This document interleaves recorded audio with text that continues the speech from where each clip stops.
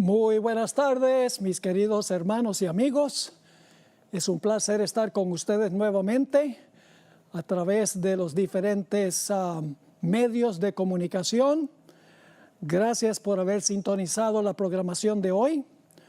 Hoy tenemos un estudio supremamente importante que básicamente es una continuación del tema de ayer. Nuestro tema de hoy lleva como título La crisis que nos espera. Antes de comenzar, queremos tener una oración y luego después de eso vamos a repasar lo de ayer en preparación para material nuevo. Oremos. Padre Celestial, gracias te damos nuevamente por el privilegio de abrir tu santo libro.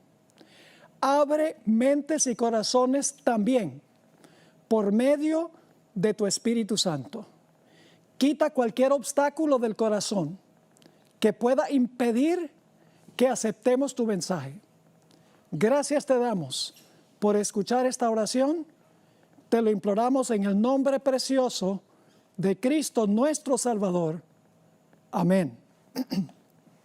Bien, vamos a repasar brevemente lo que estudiamos en el tema de ayer. Primero estudiamos 6 principios importantes que nos guían en nuestro estudio en el tema de hoy y el tema de ayer. En primer lugar, el estudio de Mateo 24 es supremamente importante. En segundo lugar, Mateo 24 tiene un doble cumplimiento. Se cumplen los eventos que llevan a la destrucción de Jerusalén y luego en los eventos que llevan a la destrucción final del mundo. En tercer lugar, hay que comparar los 3 evangelios que tienen este sermón de Jesús: Mateo, Marcos y Lucas, porque algunos evangelios tienen detalles que no tienen otros. Punto número 4 es que este sermón lo predicó Jesús especialmente para bien de los que profesan seguirle, no para los mundanos, sino para sus profesos seguidores, para que no sean engañados ni se rindan ante la persecución. En quinto lugar, los eventos de Mateo 24 están en orden cronológico. Es decir, empieza en el versículo 5 y los eventos ocurren exactamente en el orden en que van a ocurrir al final de la historia. Y finalmente el principio número 6 es que el conflicto de los siglos, el libro de Elena White, el conflicto de los siglos, sigue el mismo orden que Mateo el capítulo 24. Luego voy a repasar los puntos básicos que estudiamos ayer. Vimos que va a haber guerras, rumores de guerras, nación contra nación, reino contra reino, pestilencias, hambres, terremotos y alborotos. Todas estas cosas tienen un propósito. Son causados por Satanás, porque él finalmente lo que quiere hacer es echarle la culpa a los fieles de Dios. Y eso lo encontramos en Mateo 24 y el versículo 9. Cuando venga esa persecución contra los fieles de Dios que están proclamando la verdad, y se les está echando la culpa a los fieles de Dios por lo que está pasando en el mundo, los fieles tendrán que comparecer ante reyes y gobernantes. Nos dimos cuenta también que durante ese tiempo los peores enemigos del pueblo de Dios serán amigos, familiares y parientes, créanlo o no. Este periodo es lo que se conoce como el pequeño tiempo de angustia o el tiempo de angustia previo. Vimos que cuando venga este conflicto, cuando venga esta persecución, muchos que parecen ser fieles van a apostatar de la fe, van a tropezar, va a haber un zarandeo entre el pueblo de Dios. Se van a levantar también falsos líderes religiosos. Se llaman falsos profetas, falsos pastores, que le van a decir a la gente que los que están causando los males en la sociedad son aquellos que son fieles a Dios. Nos dimos cuenta que también va a multiplicarse la maldad, la transgresión de la ley entre los que profesan ser pueblo de Dios, los que tienen apariencia de piedad. Y nos dimos cuenta, sin embargo, que a pesar de la mundanalidad, a pesar de la persecución, a pesar de las falsas enseñanzas, va a haber un grupo que va a perseverar hasta el fin, y ese grupo será salvo.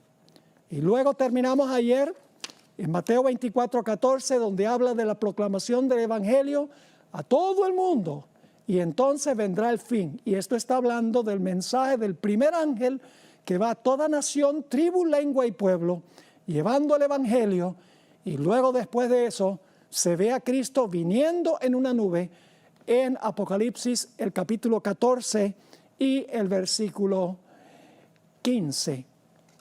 Así que vamos ahora a entrar en terreno nuevo, en terreno especial que vamos a estudiar el día de hoy. Vamos a Mateo, el capítulo 24 y el versículo 15 y 16. Todo lo que hemos dicho ocurre mientras que la puerta de la oportunidad está abierta. Es decir, la puerta de la gracia no se ha cerrado todavía en todos los eventos que yo he repasado el día de hoy y que trazamos el día de ayer. Pero ahora llegamos a la gran prueba final. Se conoce como la abominación asoladora. Vamos a leer Mateo 24, 15 y 16. Por tanto, cuando veáis, dice Jesús, en el lugar santo, la abominación asoladora, de la cual habló el profeta Daniel, el que lee entienda, entonces los que estén en Judea huyan. Es decir, cuando vean la abominación desoladora o asoladora, es el tiempo de huir. Ahora, Lucas lo expresa de una forma distinta. Lucas 21 y el versículo 20 y 21 nos dice, pero cuando viereis a Jerusalén rodeada de ejércitos, sabed entonces que su destrucción ha llegado. Es decir, la abominación asoladora tiene que ver con los ejércitos, las legiones romanas que circundaron la ciudad de Jerusalén. Así que dice, pero cuando viereis a Jerusalén rodeada de ejércitos, sabed entonces que su destrucción ha llegado. Entonces los que estén en Judea, aquí está lo mismo que leímos en Mateo 24, huyan a los montes, y los que estén en medio de ella váyanse, y los que estén en los campos no entren en ella. Ahora, ¿qué fue esa abominación asoladora? ¿Qué tenían los ejércitos romanos que era la señal para los cristianos, los fieles que estaban en la ciudad? Elena White, en El conflicto de los siglos, página 25, explicó un poco más lo que fue la señal. No solamente fue que la ciudad fue circundada por los ejércitos o las legiones romanas, hubo algo más.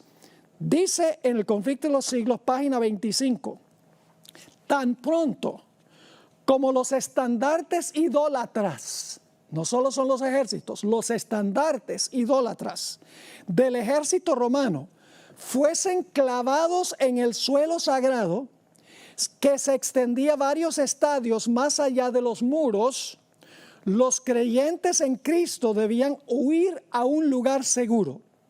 Al ver la señal preventiva, todos los que quisieran escapar debían hacerlo sin tardar.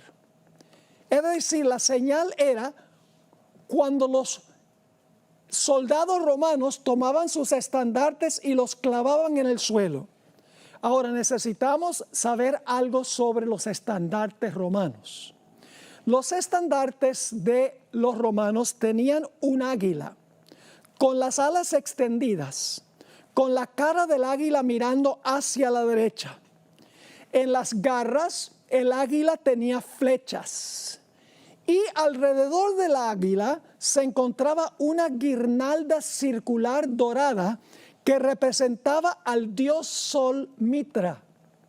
Flavio Josefo, quien fue testigo ocular de la destrucción de Jerusalén, dijo algo muy interesante en cuanto a lo que hacían los romanos con sus estandartes. Según Josefo, los soldados romanos enterraban en el suelo sus estandartes en representación del dios Sol. Luego se arrodillaban y les rendían a los estandartes adoración. Estaban adorando, en otras palabras, al dios Sol. Cuando los que estaban en la ciudad, que eran fieles a Dios, vieran esa señal de los estandartes romanos y los soldados adorando al dios Sol, era la señal de que los cristianos debían huir. Pero la pregunta es, ¿cómo podían huir si la ciudad estaba sitiada por los ejércitos romanos? En el Conflicto de los Siglos, página 29, encontramos la explicación y luego les voy a leer una cita de Josefo donde él dijo lo mismo. Dice así: después que los soldados romanos, al mando del general Cestio Galo, esto es en el año 66, hubieron rodeado la ciudad, abandonaron de pronto el sitio de una manera inesperada. Y eso cuando todo parecía favorecer un asalto inmediato. Perdida ya la esperanza de poder resistir el ataque, los sitiados estaban a punto de rendirse, es decir, los que estaban en la ciudad estaban a punto de rendirse, cuando el general romano retiró sus fuerzas sin motivo aparente para ello. Es decir, Cestio Galo con las legiones romanas se fue, cuando todo parecía que la ciudad iba a caer. Flavio Josefo escribió lo siguiente: sin haber recibido desgracia alguna y sin ninguna causa en absoluto, Cestio se retiró de la ciudad. Cuando Cestio se retiró, los judíos infieles que estaban en la ciudad dijeron: ve, los profetas nuestros tenían razón. Mire, Dios está asustando las legiones romanas, están huyendo. Y los judíos apóstatas dentro de la ciudad se fueron tras las legiones romanas y las legiones romanas sufrieron muchas bajas. Pero mientras Cestio Galo se iba con las legiones romanas, los fieles cristianos que habían visto la señal huyeron de la ciudad y no murió ni un solo cristiano en la destrucción de la ciudad de Jerusalén, porque habían visto la señal, los estandartes, como los soldados romanos se habían inclinado para adorar al dios Sol representado en el estandarte y huyeron. Ahora, ¿qué tiene esto que ver con la segunda aplicación en el tiempo del fin? Ahora vamos a ver cómo se aplica esto al final de la historia, porque vimos que Mateo 24 tiene una doble aplicación. Yo tengo aquí en mi bolsillo un billete de $1. Voy a hablarles por unos momentos sobre el billete de $1, especialmente la parte de atrás del billete, donde dice one, palabra uno en letra bien grande. Encontramos dos círculos en la parte de atrás del billete. Estos dos círculos son los dos lados del gran sello oficial de los Estados Unidos.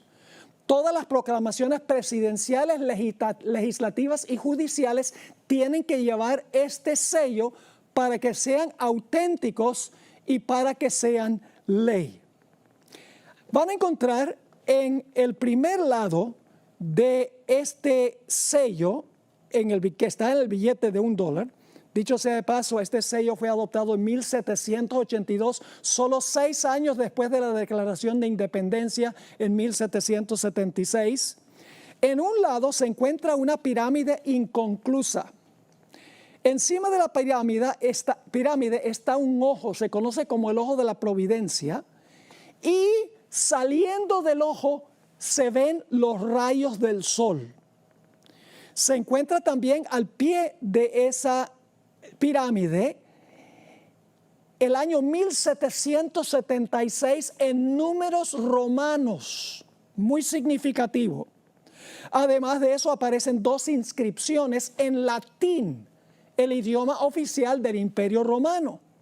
Arriba está la expresión annuit coeptis, que significa Él ha favorecido nuestra empresa. Abajo se encuentra la inscripción Novus Ordo Seclorum, que significa nuevo orden mundial. Y ustedes pensaban que el nuevo orden mundial es una cosa más reciente. No, va a la misma raíz y la fundación de los Estados Unidos. Eso es en un lado. Ahora, ¿qué tal en el otro lado? El otro círculo tiene un águila con las alas extendidas, mirando hacia la derecha, con garras, con flechas en sus garras. Encima de esa águila está el sol irrumpiendo a través de las nubes. Y abajo, más bien por encima del águila, aparecen las palabras e pluribus unum, es decir, de los muchos uno. Mis queridos hermanos y amigos, los historiadores documentan que los Estados Unidos obtuvo su sello oficial directamente del Imperio Romano, lo que estaba en el estandarte de los romanos. Ahora, si ustedes visitan la ciudad de Washington, D.C., van a encontrar que los edificios principales todos tienen arquitectura romana. Van a encontrar que la ciudad está llena de estatuas que conmemoran eventos históricos y los héroes, igual que sucedía allá en Roma. Además de eso, muchas de esas estatuas tienen fecha en números romanos. A principios de los Estados Unidos, los ejércitos no se llamaban ejércitos, se llamaban legiones. Y todos sabemos que la Cámara Alta del Congreso se llama Senado, y los que sirven allí se llaman senadores. ¿De dónde creen ustedes que viene todo eso? Viene del Imperio Romano Antiguo.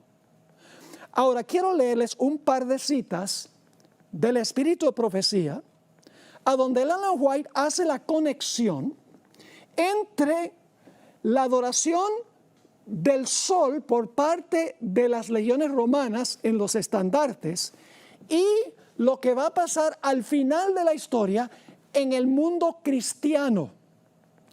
Leo primero de Testimonios para la Iglesia, tomo 5, página 426 y 427. Dice así: noten la comparación.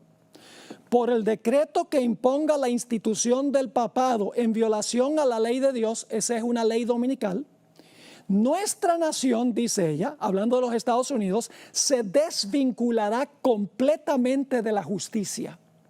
Cuando el protestantismo extienda la mano a través del abismo para asir la mano del poder romano, es decir, del papado, cuando se incline por encima del abismo para darse la mano con el espiritismo, cuando bajo la influencia de esta triple unión, nuestro país, está hablando de los Estados Unidos, repudie todo principio de su constitución como gobierno protestante y republicano y haga provisión para la propagación de las mentiras y seducciones papales, entonces sabremos que ha llegado el tiempo en que se verá la asombrosa obra de Satanás y que el fin está cerca.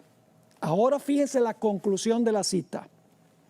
Así como el acercamiento de los ejércitos romanos fue para los discípulos una señal de la inminente destrucción de Jerusalén, esta apostasía, está hablando de la apostasía con respecto al domingo, esta apostasía podrá ser para nosotros una señal de que se llegó al límite de la tolerancia de Dios, de que nuestra nación, está hablando de los Estados Unidos, nuestra nación colmó la medida de su iniquidad y de que el ángel de la misericordia está por emprender el vuelo para nunca volver. Es decir, la abominación asoladora es la última señal antes de cerrarse la puerta de la gracia.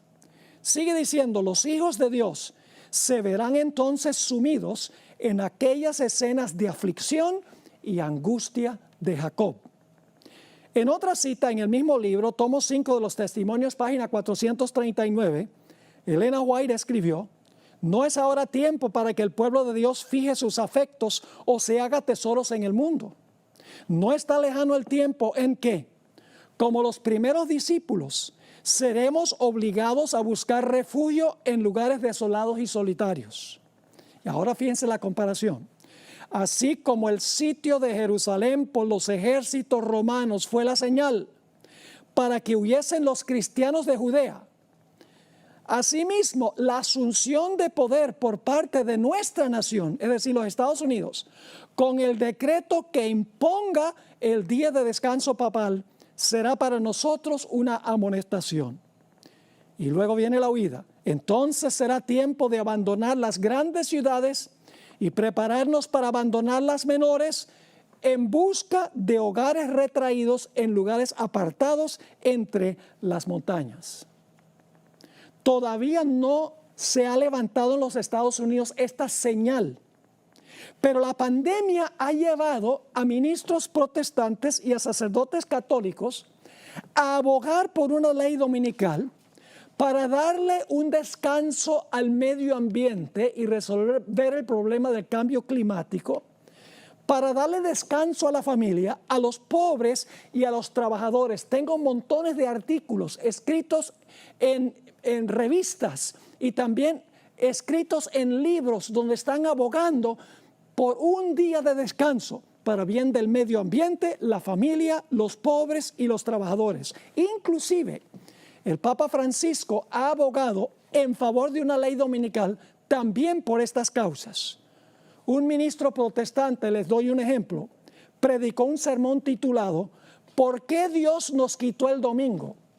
Porque aquí las iglesias no se pueden reunir por el asunto de la pandemia. Es decir, este pastor dice, Dios nos quitó el domingo, el derecho de ir a la iglesia el domingo, porque nosotros no hemos estado guardando el domingo como debe ser. Pero mis queridos amigos, la Biblia nos dice que las cosas van a ir de mal en peor. Eso lo estudiamos ayer.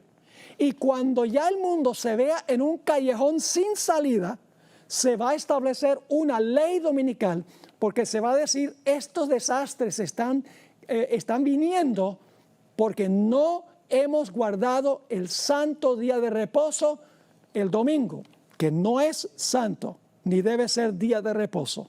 Es el primer día de la semana, un día de trabajo según la Biblia. Ahora, déjeme explicar. Hay miles de personas en todas las iglesias que aman al Señor y les sirven de todo corazón, que desconocen lo que yo estoy presentando acá. A nosotros nos incumbe saber esto, aun cuando nosotros digamos, no puede ser, esto no puede ser, si pertenecen a una iglesia a donde se observa el domingo. Yo sencillamente les digo lo que dijo Jesús a sus discípulos, se los he dicho antes, para que cuando venga, crean. Ahora, en la Biblia, la idolatría se identifica como la abominación. Noten, por ejemplo, Deuteronomio 7, 25 y 26. Deuteronomio 7, 25 y 26. Aquí Dios está hablando al pueblo de Israel. Las esculturas de sus dioses, es decir, de los paganos, quemarás en el fuego. No codiciarás plata ni oro de ellas para tomarlo para ti, para que no tropieces en ello. Pues es abominación a Jehová tu Dios. Los ídolos de los paganos eran abominación. Y no traerás cosa abominable a tu casa, para que no seas anatema. Del todo la aborrecerás y la abominarás, porque es anatema. Ahora escuchen bien. En la época de Constantino, en el siglo IV, la iglesia adoptó los objetos de culto de los paganos. Los paganos paganizaron a la iglesia, más bien que la iglesia cristianizara a los paganos. Entre ellos, entre los objetos que la iglesia adoptó de los paganos, está una estatua del dios Júpiter. Se encuentra hoy en la Basílica de San Pedro. La gente pasa por allí, yo creo que ahora no, porque ya se le está acabando el dedo gordo de un pie de tantos besos que le han dado, pero la gente venera esa estatua de Júpiter y dicen, ya no es de Júpiter, es del apóstol San Pedro. Ahora escuchen lo que voy a decir. La iglesia también adoptó el día domingo, el día del sol, como el día de descanso. No hay diferencia entre venerar los objetos de los paganos y venerar el día de los paganos. Por esto repetidas veces Elena White se refirió a la observancia del día del sol como idolatría o como una abominación. Ahora, alguien podría decir, pastor, no es lo mismo adorar al sol que adorar en el día del sol. Bueno, déjeme formularle algunas preguntas. Yo pregunto, ¿por qué hizo Dios el sol? Yo pregunto, ¿el sol es un objeto de culto? No, el sol es un objeto secular. Ahora, ¿qué pasa si nosotros convertimos al sol en un objeto de culto? ¿Eso se llama qué? Idolatría. Ahora yo pregunto, ¿quién hizo el domingo? Dios hizo el domingo. ¿Lo hizo para la adoración? No. ¿Qué pasa si nosotros lo convertimos en un día de adoración si Dios no lo hizo un día de adoración? Es idolatría. No importa que nosotros veneremos a un objeto como el sol, como objeto de adoración, o un día que Dios no estableció para la adoración. El principio es el mismo, es idolatría. Permítame leerles algunas citas del Espíritu Profecía donde la hermana White dice que la observancia del día del sol, que llamamos domingo, es idolatría. En Testimonios para la Iglesia, página 170, ella escribió, se requerirá gran cuidado y sabiduría en la presentación de la verdad del sábado. Se necesitará una gran medida de la gracia y el poder de Dios para derribar el ídolo que se ha erigido en forma de un falso sábado. Es decir, el domingo es un ídolo que se ha erigido en la forma de un falso sábado. Aquí hay otra cita. Satanás ha llevado cautivo al mundo. Ha introducido un sábado ídolo, dándole aparentemente gran importancia. Ha robado la lealtad del mundo cristiano, del sábado del Señor a este sábado ídolo. El mundo se inclina a una tradición, un mandamiento creado por los hombres. Por eso es idolatría, porque la observancia del domingo como día santo es idolatría, porque es un día que establecieron los hombres para la adoración y no Dios. Y luego Elena White compara con Nabucodonosor. Así como Nabucodonosor se exaltó al levantar su imagen de oro en el valle de Dura, Satanás se exalta a sí mismo por medio de este falso sábado que ha robado del patrimonio celestial. Y luego compara nuevamente la observancia del domingo con la ofrenda de Caín. Dice así en la revista Signs of the Times, marzo 21, 1900. Al igual que Caín, los hombres de hoy están violando un claro así dice Jehová.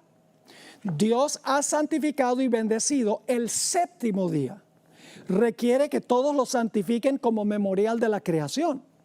Sin embargo, el archiengañador ha inspirado a los hombres para que levanten un día de reposo rival que Dios considera igual que la ofrenda de Caín.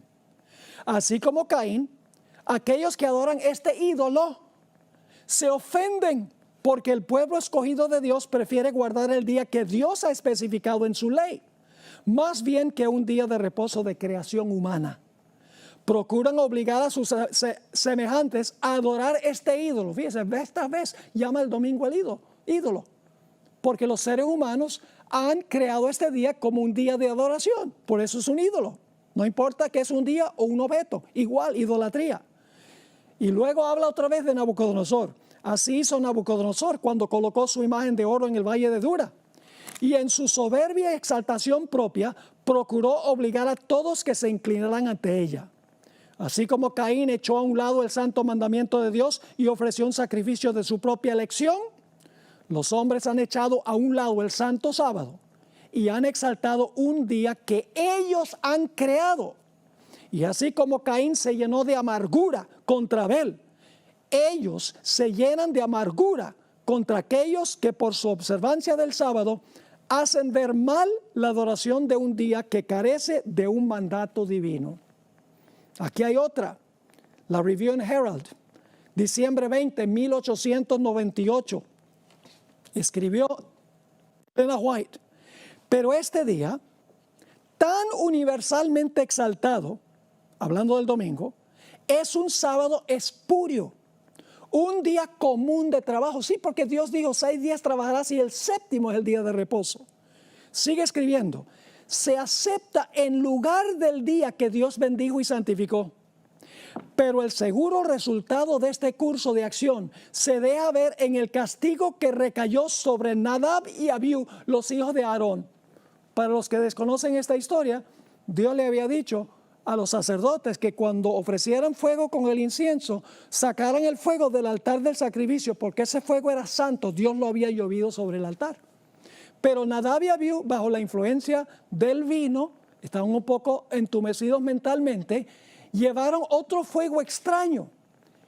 Y la Biblia nos dice que salió la gloria de Jehová del santuario y destruyó a Nadab y Abiú, los hijos de Aarón, porque le ofrecieron a Dios algo secular como si fuera santo. ¿Cómo se siente Dios cuando el mundo cristiano le ofrece a Dios un día secular como el domingo, el primer día de trabajo, y se lo ofrece a Dios como si fuera santo? Encontramos otra cita en la Carta 90, 1897. El mundo protestante ha levantado un sábado ídolo y lo ha colocado en el lugar a donde debe estar el sábado de Dios. Y así están andando en los pasos del papado. Otra cita en el libro La fe por la cual vivo. La observancia del domingo no es aún la marca de la bestia. Y no lo será hasta que se emita el decreto que obligue a los seres humanos a adorar este sábado ídolo. Ahora, déjeme leer una última cita. Voy a pasar por alto la siguiente cita y voy a leer la última cita que se encuentra en un documento que se llama Manuscript Releases, tomo 19, página 244. Entre los cristianos profesos hay idólatras, hombres y mujeres que no llevan el sello de Dios. Muchos han subvertido a la fe cristiana, convirtiéndola en idolatría, porque le dan a una institución de creación humana la gloria y el honor que Dios requiere para su día de sábado, y obligando a otros a adorar este ídolo. Dios visitará a los tales con juicios retributivos que derramará sin mezcla de misericordia sobre los inconversos que aborrecen la ley de Dios. Mis hermanos y hermanas, Dios ha dado una señal de que Él es el verdadero Dios, el Dios que nos santifica. Ezequiel el capítulo 20 y el versículo 12 y el versículo 20 nos dice cuál es la señal de Dios, de que Él es el verdadero Dios. Dice en el versículo 12, aquí está hablando Dios: les di también mis sábados para que fuesen por señal entre mí y ellos, para que supiesen que yo soy Jehová que los santifico. Y el versículo 20, y santificad mis sábados, no el sábado de los judíos. Dios dice, santificad mis sábados, y sean otra vez por señal entre mí y vosotros, para que sepáis que yo soy Jehová, vuestro Dios. Ahora escuchen bien. Si la marca o la señal del verdadero Dios es el sábado, el séptimo día, entonces la marca o la señal de la bestia tiene que ser otro día rival. Tiene que ser otro día de la semana creado por los hombres como día de adoración. Ahora permítame mencionar algo que no lo digo con la intención de ofender a nadie. Indudablemente hay personas que son católicas y protestantes que están observando esta presentación. No estoy criticándole a usted personalmente. Estamos hablando de posiciones que tienen iglesias y los líderes religiosos en esas iglesias. ¿De dónde vino la observancia del domingo? ¿Y por qué los protestantes guardan el domingo? Vamos a ver lo que dice la Iglesia Católica en cuanto al domingo. La Iglesia Católica dice, nosotros cambiamos el día. Inclusive dice, no hay autoridad bíblica para hacerlo, pero la Iglesia lo hizo. Voy a leerles algunas citas ahora de autores católicos. Noten la primera cita. Estos son líderes de la Iglesia Católica. Fue por la autoridad de Jesucristo que la Iglesia Católica transfirió este reposo al domingo para conmemorar la resurrección de nuestro Señor. Ahora escuchen bien. De modo que cuando los protestantes guardan el domingo, aun cuando no quieran admitirlo, le están rindiendo homenaje a la autoridad de la Iglesia Católica. Es decir, los protestantes no guardan el domingo porque la Biblia dice guarda el domingo. Lo están guardando porque la Iglesia romana introdujo el domingo. Por más de 1000 años la Iglesia guardó el domingo. Los protestantes no pudieron zafarse de la observancia del domingo. Aquí está otra cita. Una palabra en cuanto al domingo. Esta cita viene de un libro que se llama El Catecismo Sencillamente Explicado. Una palabra en cuanto al domingo. Dios dijo, acuérdate de santificar el día sábado. El día de reposo era el sábado, no el domingo, dice este escritor católico.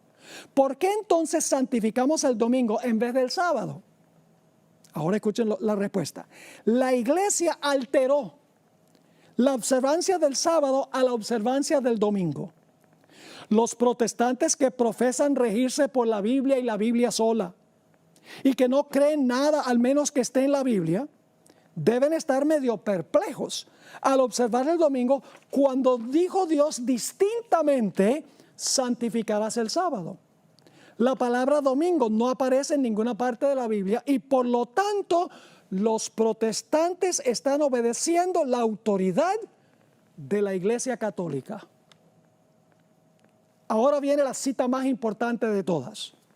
Escrita por John O'Brien, quien por muchos años enseñó en la Universidad de Notre Dame, aquí en los Estados Unidos, escribió un libro muy famoso, La Fe de Millones, y escribió lo siguiente. Siendo que el sábado y no el domingo se especifica en la Biblia, ¿no es curioso que los que no son católicos y quienes profesan tomar su religión directamente de la Biblia y no de la iglesia, observen el domingo en lugar del sábado? Sí. Claro que son inconsistentes, pero este cambio se hizo unos 15 siglos antes que naciera el protestantismo.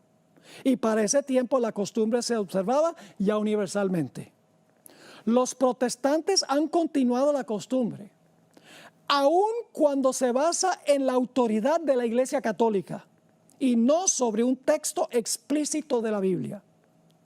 Dicha observancia permanece como un recordativo de la Iglesia Madre. Los protestantes al guardar el domingo tienen un recordativo de la Iglesia Madre de donde salieron. Así que dice, dicha observancia permanece como un recordativo de la Iglesia Madre, de donde se separaron las sectas no católicas. Es como un niño que se fuga de casa, pero aún lleva consigo en el bolsillo una foto de su madre o una trenza de su cabello. Y por eso la Biblia dice que las sectas protestantes volverán a la madre antes que lleguemos al final de la historia. Una cita más, esta es extraordinaria. La Santa Iglesia Católica fue la que cambió el día de reposo del sábado al domingo, primer día de la semana. Y no solo obligó a todos a guardar el domingo, sino que urgió a todos a que trabajaran el séptimo día a riesgo de un anatema. Los protestantes profesan reverenciar la Biblia, más sin embargo, por su acto solemne de guardar el domingo, reconocen el poder de la Iglesia Católica. La Biblia dice, acuérdate del sábado para santificarlo. Pero la Iglesia Católica dice, no, guarda el primer día de la semana. Y he aquí, todo el mundo civilizado se inclina en obediente reverencia al mandato de la Santa Iglesia Católica. Citas muy dicientes. Ahora, el sábado y el domingo son dos días opuestos. El sábado es el séptimo y el domingo es el primero. Una gran separación entre los dos. Dicho sea de paso, saben ustedes que generalmente la falsificación de algo viene después de lo genuino, en tiempo. Y ustedes dicen, ¿qué tiene eso que ver con lo que estamos hablando? Les explico. ¿Cuál fue el día que estableció Dios originalmente antes del pecado como día de reposo? En Génesis el capítulo 2 dice que Dios santificó y bendijo el sábado. Yo pregunto, ¿creen ustedes que más adelante en la historia Satanás va a implementar un día rival a ese? ¿Cómo no? Y fíjense que la falsificación viene generalmente en el tiempo después de lo genuino. Les doy un ejemplo. Supongamos que hay un billete, que hacen los falsificados, que hace el gobierno, un billete de $5, digamos. ¿Qué hacen los falsificadores? Pues los falsificadores, ellos hacen un billete muy parecido de $5 para tratar de engañar a la gente para que crean que es genuino. El falso viene después del genuino. Pero no sucede que los falsificadores dicen, hagamos un billete falso de $1,000 y que el gobierno diga, hagamos uno genuino. No, porque la falsificación viene después de lo genuino. Y la Biblia dice que el día original de Dios es el santo sábado. El conflicto final es más profundo que un conflicto sobre días. En realidad, es una prueba de qué autoridad una persona acepta. Si yo guardo el sábado, estoy confesando que obedezco la autoridad de Dios, quien estableció el sábado. Si observo el domingo, estoy diciendo que acepto la autoridad del sistema que dice haber establecido el domingo como día de reposo. Detrás de los días está, ¿cuál autoridad acepto yo? ¿La del Creador y su sábado o la del papado y el domingo? Día establecido por los seres humanos. Así que la abominación asoladora, al final de la historia, es cuando se imponga el día del sol, que será la gran prueba final para el mundo. Cuando se vea esa señal, se va a dividir el mundo en dos grupos, como sucedió con Jerusalén con los estandartes romanos. Los apóstatas quedaron y los fieles salieron. De la misma manera, al final de la historia, los apóstatas van a quedar y los fieles van a salir de Babilonia, como dice en Apocalipsis el capítulo 14 y también el capítulo 18. Ahora, después que la abominación asoladora, el día de reposo, el conflicto sobre el día de reposo, haya dividido a la raza humana en dos grupos, entonces el pueblo de Dios tendrá que huir, porque sufrirán gran oposición. Vamos a notar Mateo 24 y el versículo 16 al 19. Mateo 24, 16 al 19, donde habla de la huida después que se ve la señal. Dice allí, entonces los que estén en Judea huyan a los montes. El que esté en la azotea no descienda para tomar algo de su casa, y el que esté en el campo no vuelva atrás para tomar su capa. Es decir, dejen todo atrás. Mas ay de las que estén encintas y de las que críen en aquellos días, porque va a ser muy difícil, dificilísimo, si una mujer está embarazada y tiene que huir, o si está criando niños pequeños y tiene que huir también. Lucas 17, 31 y 32 agrega un detalle que no está en Mateo. Dice, en aquel día el que esté en la azotea y sus bienes en casa, no descienda a tomarlos. Y el que en el campo, asimismo no vuelva atrás. Acordaos de la mujer de Lot. La mujer de Lot salió de Sodoma, pero Sodoma no había salido de ella. ¿Será que hay muchos cristianos que dicen que han salido del mundo, pero el mundo no ha salido de ellos? ¿Será que estamos aferrados a nuestras casas y nuestros carros y nuestro dinero y nuestra jubilación y todos los bienes materiales que tenemos? Que cuando venga este momento, vamos a decir como la esposa de Lot, ay, yo no puedo dejar todo esto atrás. Por eso el Señor Jesucristo dijo, acordaos de la mujer de Lot.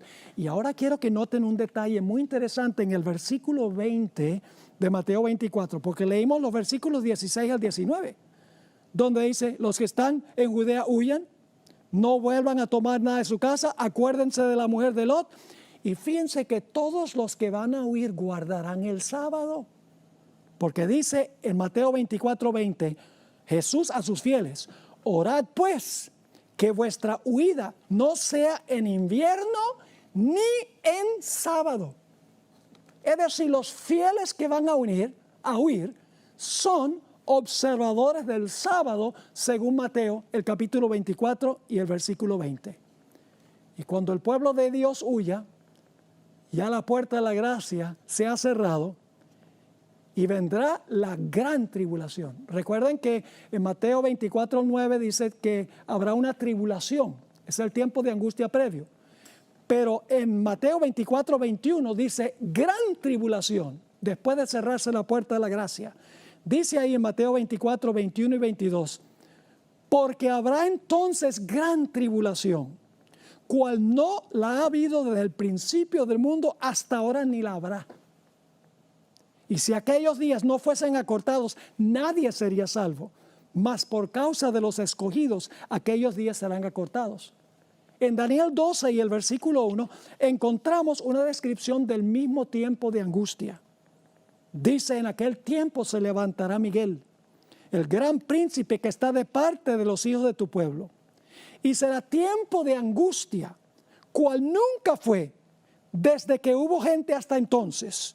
Pero en aquel tiempo será libertado tu pueblo, todos los que se hallen inscritos en el libro.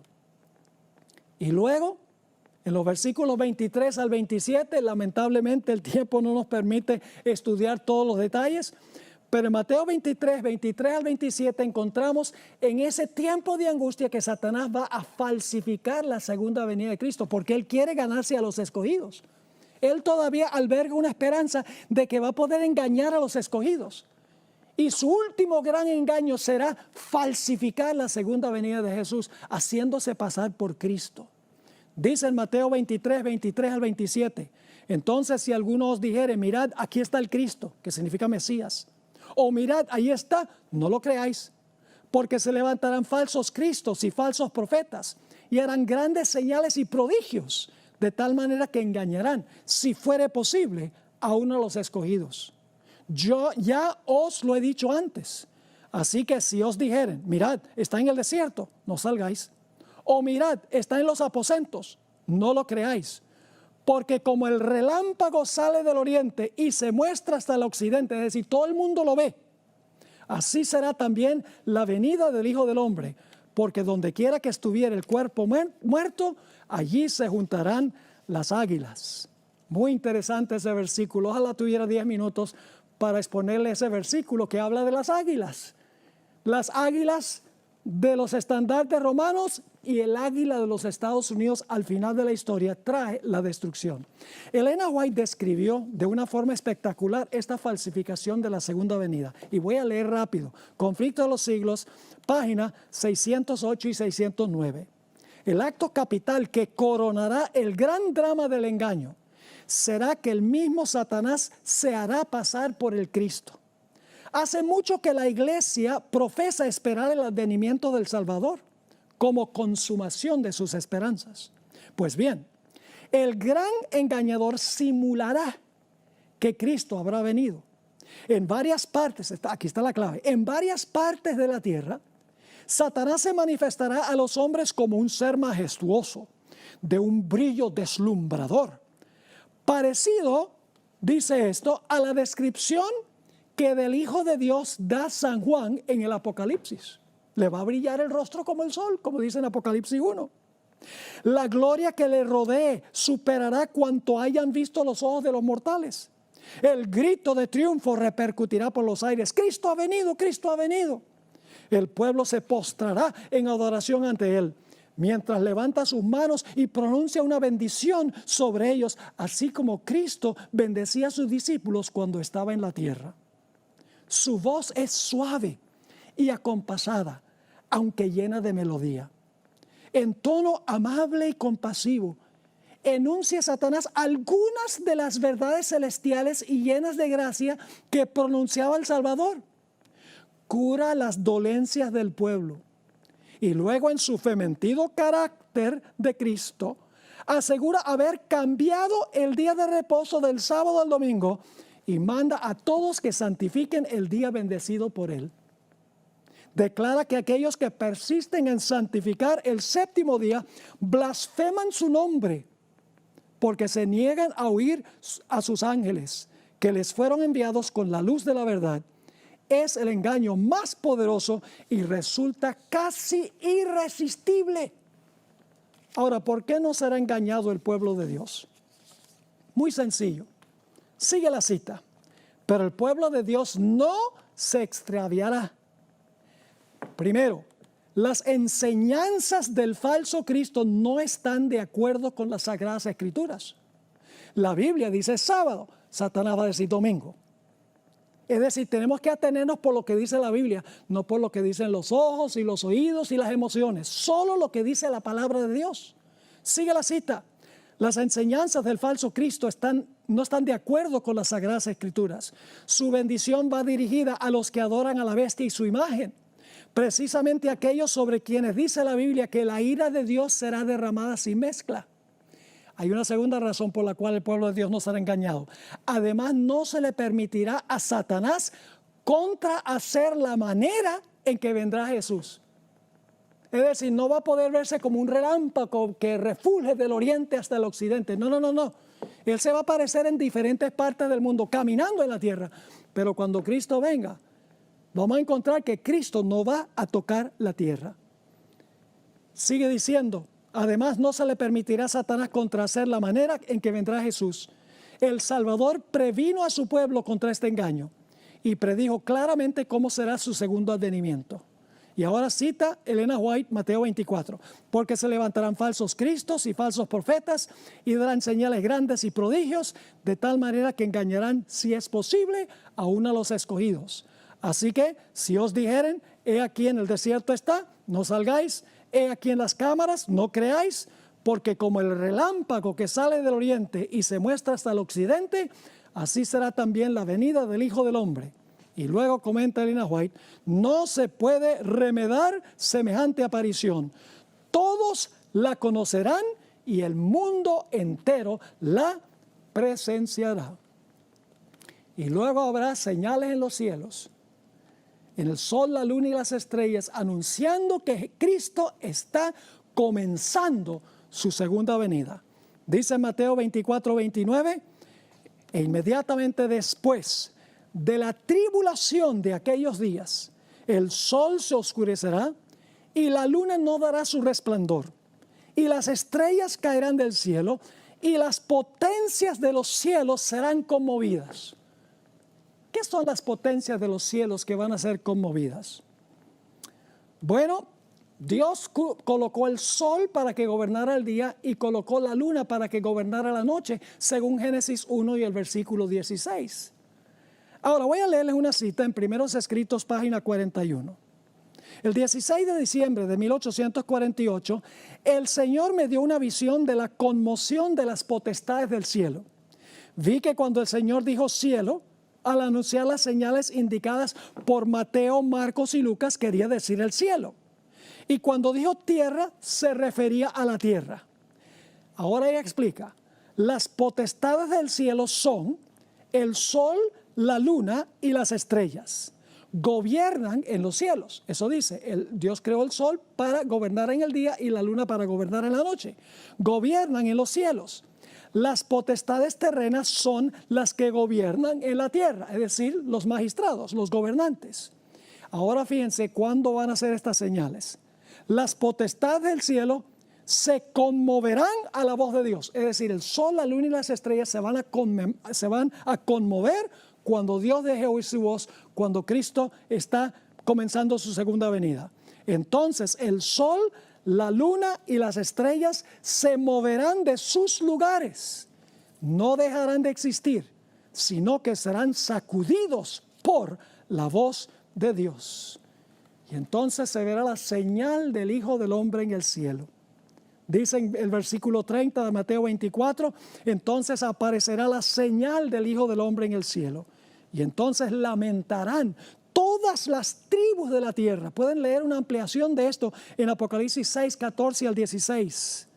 Así que dice, entonces aparecerá la señal del Hijo del Hombre en el cielo. Y entonces lamentarán todas las tribus de la tierra y verán al Hijo del Hombre viniendo sobre las nubes del cielo con poder y gran gloria. Elena White en El Conflicto de los Siglos, página 624, describió esta señal del Hijo del Hombre. Dice allí, pronto aparece en el oriente una pequeña nube negra, de un tamaño como la mitad de la palma de la mano. Es la nube que envuelve al Salvador y que a la distancia parece rodeada de oscuridad. El pueblo de Dios sabe que es la señal del Hijo del Hombre. En silencio solemne la contemplan mientras va acercándose a la tierra, volviéndose más luminosa y más gloriosa hasta convertirse en una gran nube blanca, cuya base es como fuego consumidor y sobre ella el arco iris del pacto. Jesús marcha al frente como un gran conquistador. Así que empieza una nubecilla pequeña en el cielo, en el oriente, que se va acercando y se torna una nube blanca, que en realidad son los ángeles que acompañan a Jesús. Y luego Jesús va a mandar a los ángeles para que recojan a los fieles. Para, en primer lugar, la resurrección de los justos, para unirse con los santos que están vivos, para luego entonces ser arrebatados en las nubes al cielo. Dice en Mateo 24:31, y enviará a sus ángeles. Noten que Jesús no llega a la tierra a buscar a sus escogidos. No. Él va a estar en el cielo, dice, enviará a sus ángeles con gran voz de trompeta y juntarán a sus escogidos de los cuatro vientos, es decir, de los cuatro ángulos de la tierra, de todo el globo, desde un extremo del cielo hasta el otro. Primera de Tesalonicenses 4:15 al 17 describe este momento glorioso, el clímax de Mateo 24. Dice allí, por lo cual os decimos esto en palabra del Señor, que nosotros que vivimos, que habremos quedado hasta la venida del Señor, no precederemos a los que durmieron. Porque el Señor mismo con voz de mando, con voz de arcángel y con trompeta de Dios descenderá del cielo. Y los muertos en Cristo resucitarán primero. Luego nosotros los que vivimos, los que hayamos quedado, es decir, va a haber dos grupos, los que mueren y van a resucitar y los que están vivos hasta que Jesús venga. Dice, luego nosotros los que vivimos, los que hayamos quedado, seremos arrebatados juntamente con ellos en las nubes para recibir al Señor en el aire y así estaremos siempre con el Señor. Noten que Jesús no toca la tierra. Dice, seremos arrebatados con ellos en las nubes para encontrarnos con el Señor en el aire. Por eso los fieles no serán engañados por la falsificación de la segunda venida de Cristo. Así que la pregunta clave es, ¿en cuál grupo vas a estar tú? ¿Estás dispuesto, estás dispuesta de entregarlo todo para ser fiel a Jesús? Para decir, cuando veas a Jesús, la señal del Hijo del Hombre, he aquí, este es nuestro Dios, le hemos esperado y Él nos salvará. O vas a estar entre ese grupo que va a clamar que las rocas caigan sobre ellos y se van a esconder en las cuevas de la tierra para no ver el rostro de Jesús. Yo oro a Dios que hagas la elección correcta en este asunto.